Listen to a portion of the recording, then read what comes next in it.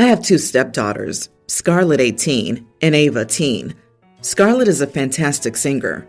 She's been in some kind of voice lessons since she was 10 and just graduated from one of the best performing art schools in the state, where she went on full scholarship since 6th grade. She was also accepted into some very prestigious music schools. Additionally, she's been working paid gigs for the last 2 years and makes at least $500 to $1,000 per week, more in the summers. She's even been the opening artist at a few concerts. I'm not trying to brag, I'm just saying she's an objectively good singer. Ava, on the other hand, is not a good singer. She likes to believe she is, and she might become one if she stuck with the voice lessons or choir classes, but she always quits after 1 to 2 weeks because they're bullying her, giving constructive feedback. I've seen the notes her classmates and teachers have given her. Ava also likes to sing very loudly and/or at bad times. For example, if she feels that we're too quiet at the dinner table, she starts to sing loudly. It doesn't sound good, and I don't know how she doesn't hear it, but if you ask her to stop, she keeps going. And if you're blunt and say, "Stop," that doesn't sound good, or we don't want to hear it. She keeps going and gets even louder just to annoy you. If we're in the car and we don't let her choose the songs, she'll sing loudly whatever she wants, not what's playing, to annoy us. She responds the same way when we tell her to stop. The only person she listens to is her dad. A few weeks ago, we were trying to eat, and she was singing again. I told her to stop, but she refused. So I took her plate and told her that from now on, she's no longer allowed to eat at my table. She can eat in her room, the backyard, her car, the garage, wherever she wants, as long as we can't hear her from the dining room, and this will continue until she can behave appropriately at the table. My husband and I argued about it, but he's not home for dinner, so there isn't much he can do about it. Today she was eating lunch with us and started singing again. I told her to stop, but she didn't listen. So I again took her plate and told her to eat somewhere else where we couldn't hear her if she didn't want to act appropriately. Ava argued that she's a better singer than Scarlett and that Scarlett always sings. I was done with her BS, so I asked her how many times someone other than her dad has asked her to sing, not even paying her to be there, just her to sing, or how many performing arts schools she's gotten accepted to. She's applied to many. She started to cry, and my husband wanted me to apologize for being rude to her and insisted that I allow her to eat with the family again. Am I the idiot? Edit. Her sister does not sing at the dinner table. She does sing a lot, but at more appropriate times. You are the idiot. Ava's younger than her sister. Sometimes it takes some time to get better at something, and acting rude to her or discouraging her because you clearly don't like her makes you an idiot. Either ban singing at the dinner table completely or keep your mouth shut and invoke the thumper rule. If you can't say something nice, don't say anything at all. Something tells me she's doing this to try and get attention. How obvious is it that you're so proud of her sister? How much praise and attention does she get? And how often is that done in front of Ava? How often has Ava been forced to sit and listen to Scarlett's accomplishments? This sounds incredibly obnoxious, but something tells me there's a reason she's doing it. There's nothing wrong with enforcing table manners, but at that point, you became a mean girl and just said something to make her feel bad. That's why you're here. Your conscience brought you. You are the idiot for attacking her on a personal level. LOL, in any event, she didn't attack anyone. She was being realistic with her stepdaughter, who needed a lesson in keeping her ego in check. Otherwise, she might have been extremely embarrassed by her inability to sing in public one day. She isn't a child. She's a darn teenager, and the cuddling needs to stop. OP's not the idiot.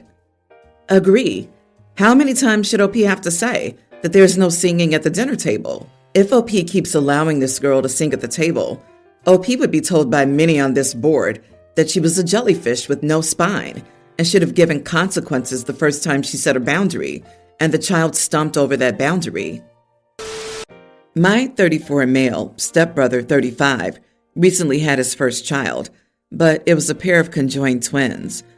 I'm not originally from the USA, although I live here. My brother's from an extremely traditional place and was brought up in a village, but he lives in the city. After birth, he and his wife wanted to give the children away. They began to call them a spawn of the devil, etc. When I heard about it, they informed me.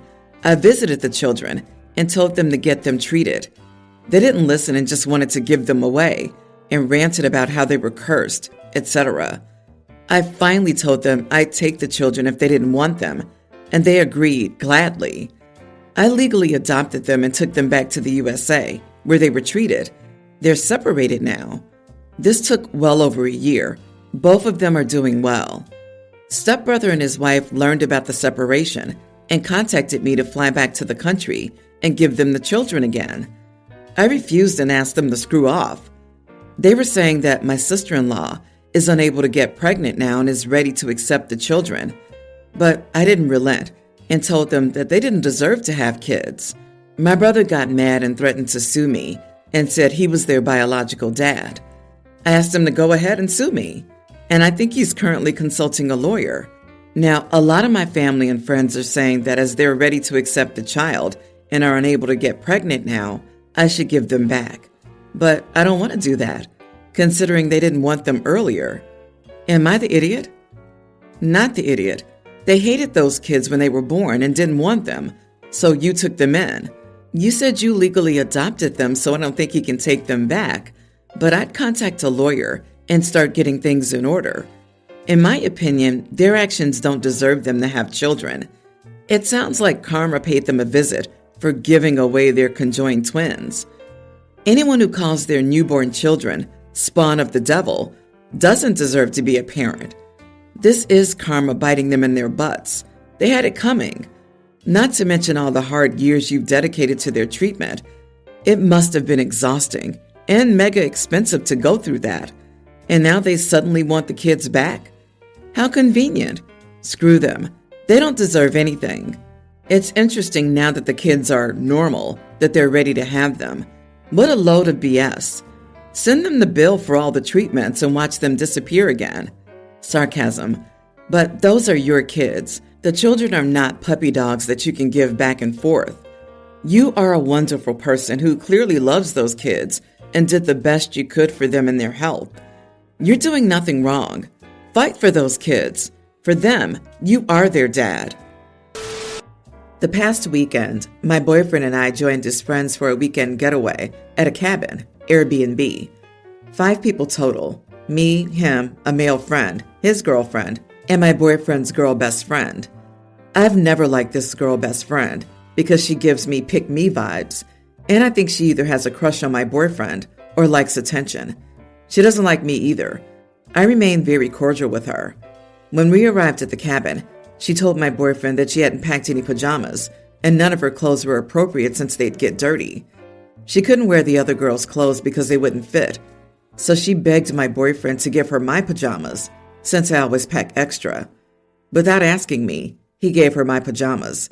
So I came out of the shower to find her wearing my pajamas, and with the bottom basically shoved all the way up her crack. She spent the entire weekend lounging in my pajamas. When the weekend was over, she tried to return them to me, and I said she could keep them. She got mad at me and asked if I thought she was dirty or had cooties. I said she could keep them since it seemed like she liked them a lot. She called me a mean girl and said I was being rude. It ruined my mood since the other friend took her side while his girlfriend took mine, and my boyfriend had to take my side. And now things are awkward, and I think I might be iced out by my boyfriend's friends. Am I the idiot? Edit. He didn't know that I didn't like her. I was annoyed at him for not asking, but I always packed extra and never fussed about lending clothes to other people because I believe in hospitality. I would have offered her the pajamas. He immediately apologized and even bought me new pajamas. I have no problem with my boyfriend because he thought he was doing the right thing, and he acknowledged his mistake and rectified it. I would have given her my pajamas. I still wouldn't have taken them back. She didn't even offer to wash them. She just tossed them back at me. Super weird she wouldn't offer to wash them before giving them back. Not the idiot. I'd have taken those pajamas back from her and thrown them into the trash can right there in front of them all when the argument escalated. Can someone explain why a single female is on a trip with 2 couples and not friends with either of the females in the said couple? Why is she fifth wheeling it and only friends with your boyfriend? I've never seen the opposite genders able to be strictly platonic friendships. Either they've done things together or one wants to do things with their friend and is waiting for their end. I'm not saying it's not possible, but it's just been my experience. She got her power trip out of getting your boyfriend to do her bidding and then further exploited the situation by acting as the victim. Your boyfriend is more her boyfriend than yours, sorry to say. I don't see what you want out of this relationship. This guy has no sense of boundaries at your expense. What's next? The mother-in-law raiding your fridge while you're at work and taking your baby to the courthouse to rename it after herself? Or father-in-law and your boyfriend drive them there? What the heck, guy? He may take your side this time, but something will happen again. He isn't always going to side with you, so you have to decide if that's something you can live with. Yep, I've known girls like this. These situations boost their egos. It's the I can take your man if I want to mindset. Your boyfriend messed up here by putting you in an awkward position. It doesn't matter how close you are to your boyfriend or girlfriend. You don't lend their personal things to others without asking. Period. Personally, I would expect my boyfriend to speak with her. She needs to be put in her place by him. Otherwise, she'll keep doing things like this. If he doesn't, then you know she's his priority over you. My wife, 30, and I, 32 male, have been married for 6 years. My wife gave birth to a baby boy a few months ago, and she was recently diagnosed with PPD and is currently on medication. My wife has shown momentary bouts of anger these past few months, where she lashes out.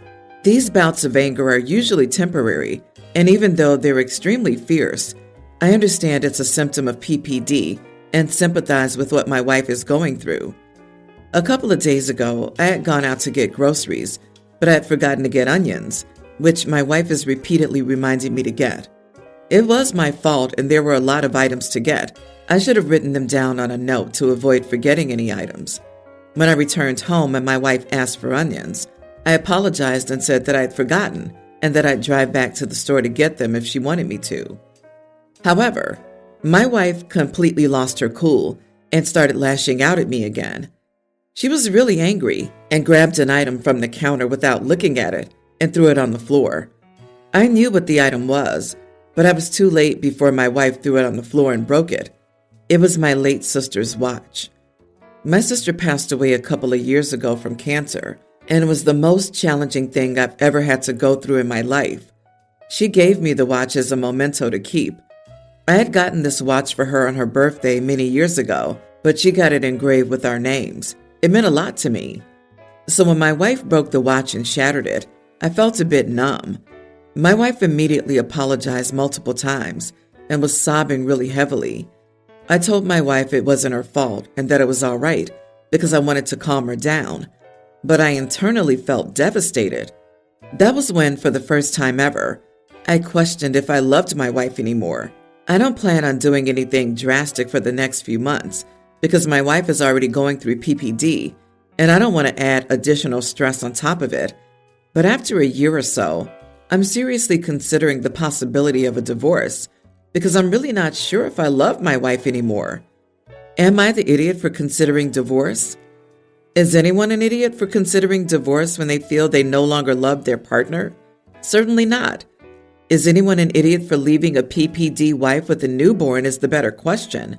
If your wife is going through bursts of uncontrollable anger, it means her medication is not working. I very strongly advise getting her back to her obstetrician or to the PPD unit at the hospital where she gave birth to get her reassessed, get her meds changed, and possibly even look at an inpatient stay. Yeah, I read this and thought, it sounds like someone needs to go to the hospital as soon as possible. I think it's not the right time to discuss the relationship and divorce. Your wife's health status is a house on fire right now, and they need to put that fire out before she starts hurting people, and not just things. She, the OP, the baby, any pets, everybody is at risk, and safety has to take priority over feelings. Exactly. This is a conversation to have with a therapist. I don't know the details of your relationship, obviously, but I think your wife is in desperate need of medication and also therapy. Modern science has a host of miraculous antidepressants. I'm living proof. After reading this, I recommend trying to amend the relationship for your own sake, her sake, and for the sake of your child. Good luck. My dad remarried when I was 12, after the death of my mom. My dad's wife was a widow also, and he had a preteen daughter at the time. I didn't blend the way they wanted me to. I don't hate my dad's wife or stepdaughter. I never felt a family bond with them, though.